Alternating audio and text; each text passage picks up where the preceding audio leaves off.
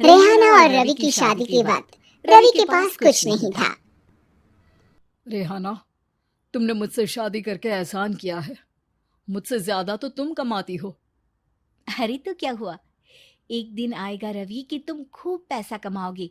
मुझे तुम पर पूरा विश्वास है।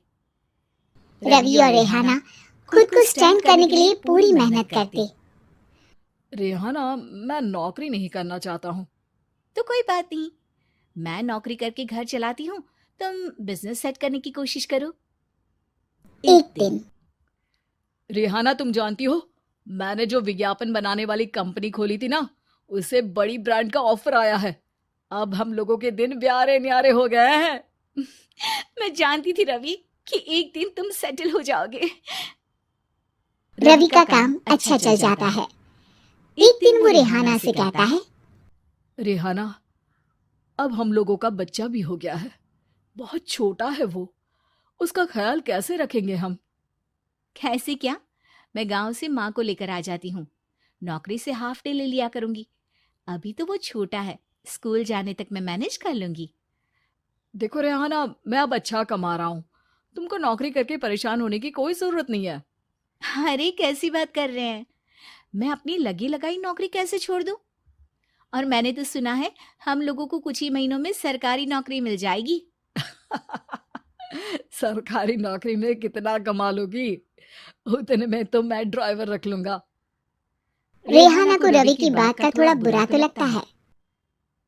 कम से कम मेरी नौकरी की इतनी बेइज्जती मत करो। भूल गए, इसी नौकरी के बदौलत तुमने अपना बिजनेस खड़ा किया है। अरे वो तो मैं किसी के भरोसे भी कर लेता। देखो, अपने बच्चे को संभालो, घर का काम करो। अब बाहर जाती तुम अच्छी नहीं लगती हो। रेहाना रवि के कहने पर नौकरी तो छोड़ देती है, लेकिन अब बड़े से घर में उसकी कीमत किसी नौकर से कम नहीं होती। एक दिन रवि का दोस्त आता है। भाभी, हम लोग तो आपको तब से जानते हैं जब से आप लोग शादी होकर इस शहर में आए थे। आपकी बदौलत ही सारा बिजनेस खड़ा हुआ है। ये किस्मत तो आप ही की है भाभी। हाँ हाँ भाई, हमारी मेहनत तो कुछ है ही नहीं। अरे होगी, लेकिन भाभी की किस्मत के आगे कुछ नहीं। दोस्त वहाँ से चला जाता है, लेकिन रवि का गुस्सा सातवें आसमान में होता है। देखा कैसे बोल रहा था? अरे बिल्कुल अच्छा आदमी नहीं है ये। कैसी बात कर रहे हैं आप? प्रशांत भैया तो बहुत अच्छे इंसान है रवि। कैसे उन्होंने हमारे मुश्किल वक्त में हमारा साथ दिया था। अरे था पैसा तो साथ दिया, नहीं तो कौन पूछता है? रवि का व्यवहार पैसा आते ही अलग हो गया। वो बंदे को बंदा नहीं समझता। घमंड से घिरे रवि ने तो एक दिन हद ही कर दी। रेहाना, मैं अब तुम्हारे साथ नहीं रह सकता हूँ। क्या क्या बकवास कर रहे हो रवि? क्या कहना चाहते हो? और क्यों नहीं रह सकते तुम मेरे साथ? देखो, मुझे कोई और पसंद है और उसने साथ रहने पर बस यही शर्त रखी है कि मुझे तुम्हें तलाक देना होगा। रेहाना, जो कि एक स्वावलंबी महिला थी, उसने बिना देर किए रवि को कह दिया, कोई इश्यू नहीं, मुझे पैकिंग में 4 दिन का वक्त लगेगा, लेकिन तब तक मैं तुम्हारे साथ नहीं रहूंगी। 4 दिन के लिए तुम कहीं और शिफ्ट हो जाओ, मैं घर से निकलूंगी तो बता दूंगी। रवि घर छोड़कर चला जाता है। रेहाना को दुख होता है, वो रोती है, लेकिन व्यवहार से स्ट्रांग रेहाना को पति के वापस आने का और उसे सबक सिखाने का पूरा भरोसा था। फिर एक दिन, अरे शुशिका, कब शादी करोगी तुम मुझसे? यार, मैंने तो सोचा था तुम शादी से पहले मुझे विदेश लेकर जाओगे, महंगी कार दिलाओगे। अरे सब दिला दूंगा, लेकिन पहले मुझसे शादी तो कर लो। हाँ हाँ, क्यों नहीं। मैं कुछ दिनों के लिए अपने मम्मी पापा के पास जा रही हूँ और लोगों से अपनी शादी की बात करूंगी।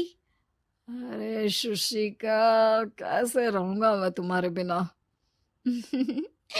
अब तो शादी ही होने वाली है हम लोगों की। शुशिका रवि को छोड़कर चली जाती है। रवि घर आता है, जहाँ रेहाना को ना पाकर उसे सब अजीब लगता है। घर तो रेहाना के बिना कुछ नहीं है। बच्चे की याद भी आ रही है। चलो एक वीडियो कॉल कर लेता हूँ।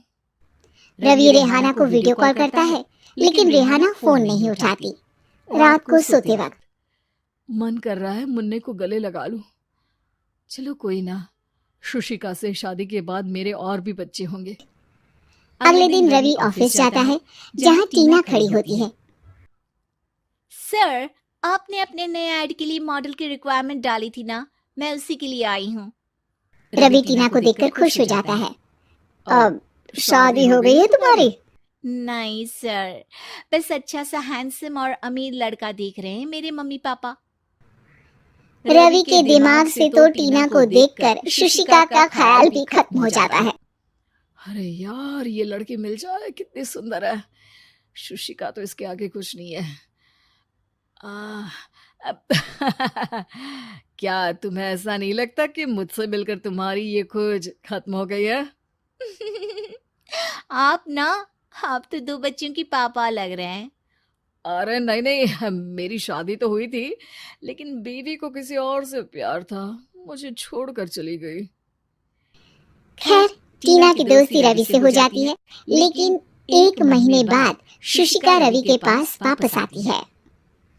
मेरे मम्मी पापा तुमसे मिलना चाहते हैं, लेकिन उन लोगों को ये मत बताना कि तुम पहले से शादीशुदा हो। और हाँ, शादी से पहले अपनी सारी प्रॉपर्टी तुमको मेरे नाम करनी होगी। अरे पागल, अब मैं तुमसे शादी ही नहीं करना चाहता। भला ऐसी लालची औरत से कौन शादी करेगा? तभी वहाँ टीना आ जाती है। रवि, ये पागल सी औरत कौन है? देखो, तुमने ही कह दिया ना पागल, तो पागल ही है। पता नहीं कौन है, कह रही है शादी कर लो, लेकिन शादी से पहले अपनी सारी प्रॉपर्टी मेरे नाम कर दो। बोल तो सही रही है। वैसे तुम जानती हो, मेरी एक सहेली है, उसके पति ने उसे पैसा आते ही छोड़ दिया, जबकि उसको खड़ा करने वाली ही मेरी सहेली थी। और मुझे भी भरोसा नहीं है। अगर मैं भी तुमसे शादी करूंगी तो तभी जब तुम मेरे नाम अपनी सारी प्रॉपर्टी कर दोगे। अरे हाँ हाँ, क्यों नहीं, बिल्कुल कर दूंगा। रवि और टीना की शादी की तारीख तय हो जाती है।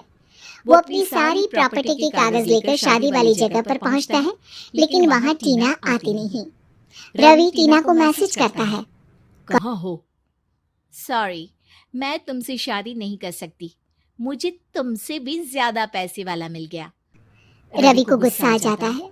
वो गुस्से से सारा डेकोरेशन तोड़ रहा होता है कि वहाँ रेहाना आ जाती है। सर, क्या हो गया? क्या डेकोरेशन पसंद नहीं आई आपको?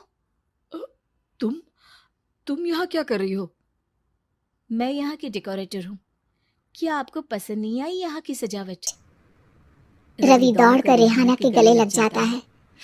मुझे माफ कर दो रेहाना। रवि रेहाना के गले लग जाता है और रेहाना टीना को थैंक्स का मैसेज करती है।